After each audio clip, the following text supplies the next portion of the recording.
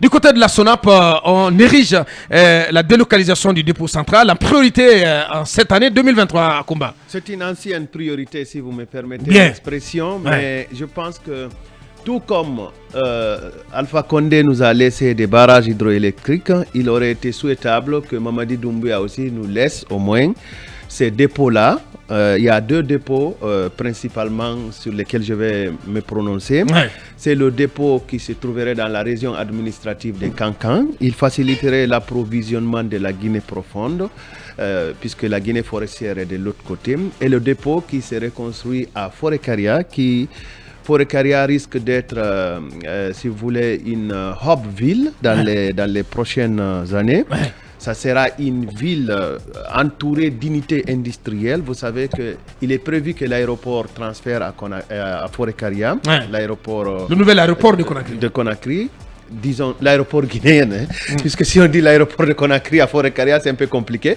En tout cas, il est prévu qu'on y construise des infrastructures assez énormes. De grande envergure. Le port du projet Simandou, c'est à Forêt-Caria.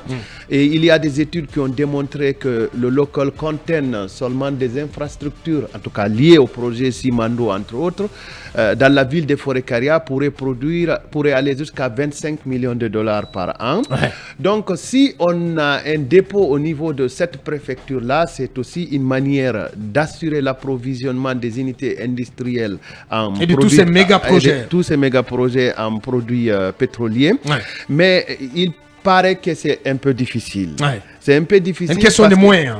Une question peut-être de volonté politique, pas de moyens. Ouais. Parce que j'imagine que les autorités précédentes, notamment l'ancien ministère des hydrocarbures, avaient planifié cette question-là. Ouais. Je pense qu'il y a aussi de l'argent qui avait été stocké, effectivement, bancarisé dans une institution. J'entends des gens dire que c'est dans NCA Bank, je n'en sais pratiquement rien. Donc ce n'est pas au trésor? J'ai entendu parler de NCA, mais ça reste à confirmer. Alors, mon message principal est que le colonel Mamadi Doumbouya devrait se pencher à nous réaliser ces deux dépôts-là, d'autant plus qu'il a un lien, un amour pour le Mali.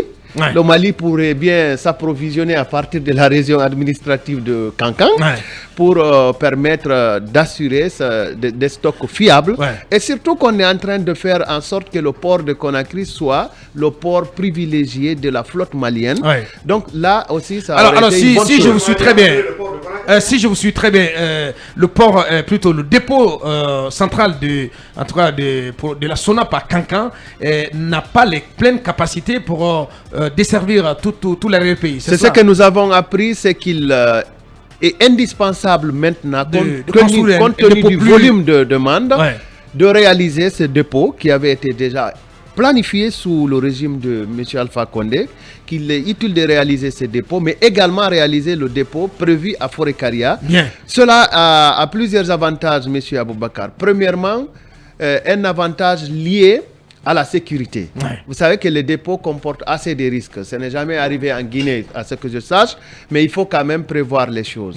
Il faut éloigner les dépôts des grandes agglomérations. Parce que le dépôt qui est au centre-ville de Kaloum, c'est très très dangereux. Et il est devenu petit. Il comporte beaucoup de risques. Selon plusieurs spécialistes, il est devenu petit compte tenu de la demande. Et compte tenu de nos engagements internationaux, s'il faut assurer au Mali régulièrement une capacité d'approvisionnement, vraiment, des spécialistes pensent qu'il faille maintenant agrandir la capacité des dépôts en construisant de nouveaux dépôts. Et je pense qu'il y a des partenaires qui sont aussi disposés à accompagner. Donc là, il faut huiler tout cela facilement. Oui. Bien. Allez-y, Mamadouri, pour clore ce sujet. Effectivement, pour agrémenter ce que Akumba a dit, et à titre de rappel, il a parlé tout à l'heure de l'ancien régime, effectivement, qui avait envisagé la délocalisation du dépôt de Kaloum, parce qu'il est dans une position assez dangereuse aujourd'hui pour des riverains. C'est un volcan endormi, quoi. Absolument. Bien. Donc, à titre de rappel, Yakaria Koulibaly, qui était ministre des hydrocarbures à l'époque,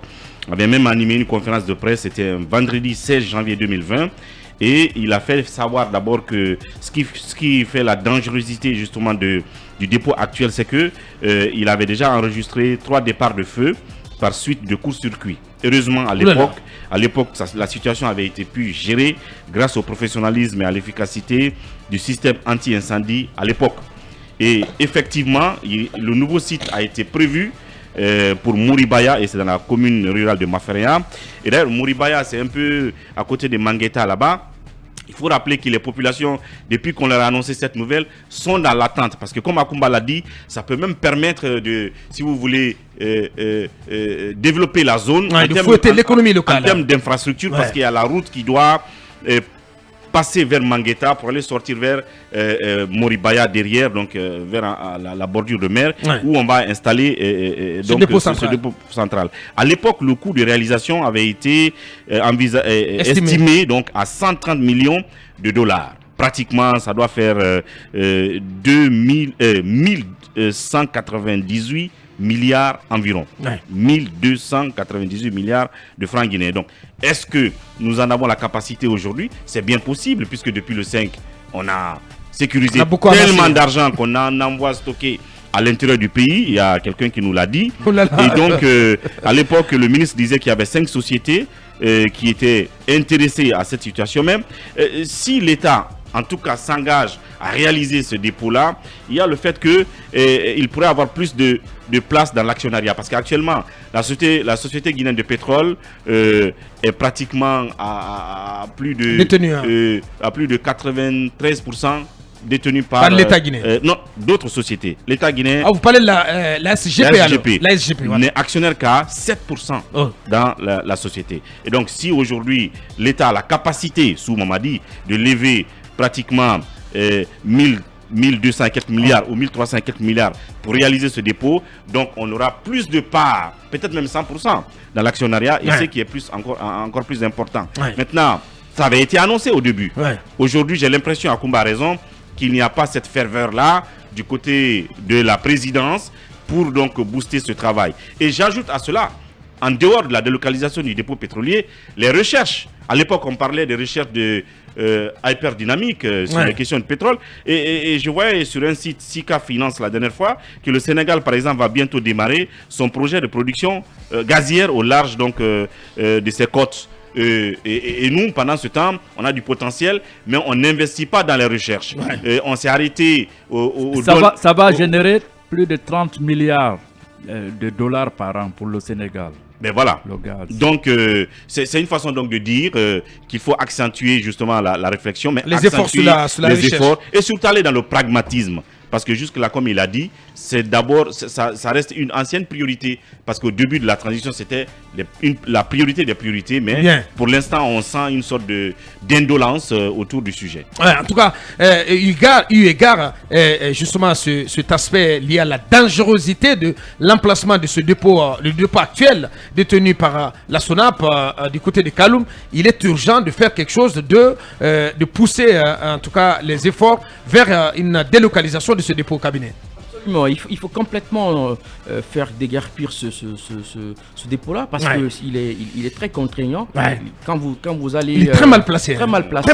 L'accès est difficile à la ville en passant justement par cette route-là, sans compter toutes ces citernes. Toutes les difficultés dans la circulation. Il faut le faire très rapidement pour éviter que l'on en arrive à des situations assez qu'on pourrait regretter. Talibé Barry, rapidement, un mot là-dessus. L'idée de construction d'un dépôt conséquent a davantage été, en tout cas, évoquée, je me rappelle, sous Lansana Kouyaté. Quand Lansana Kouyaté était Premier ministre, on nous avait laissé à l'époque entendre que dans le cadre d'un projet qui serait financé par la Libye, la Guinée se doterait d'un dépôt de carburant conséquent et moderne. Et ça, c'était en 2007-2008. On en est encore à évoquer cette question sans jamais passer à la réalisation. Il serait donc tout à fait au mérite du président de la transition de pouvoir doter la Guinée enfin de ce dépôt, dont nous avons tant besoin et qui pourrait faire de la Guinée une sorte de hub d'approvisionnement de carburant pour un pays comme le Mali. Merci, oui. Abouakar, en quoi ce dépôt est dangereux?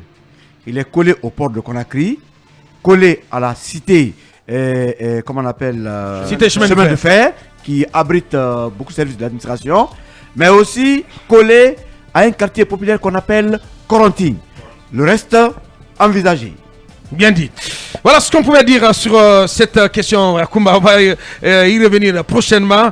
Dans la seconde partie, on partira du côté de Sigri pour donc revenir sur cette tournée du ministre Charles White qui s'est montré encore une fois furieux contre ceux qui détruisent l'environnement du côté de Sigri à travers l'exploitation artisanale de l'or. Et on reviendra aussi sur le réquisitoire sévère dressé par le patriarche de Sigri contre les fils ressortissants de cette localité.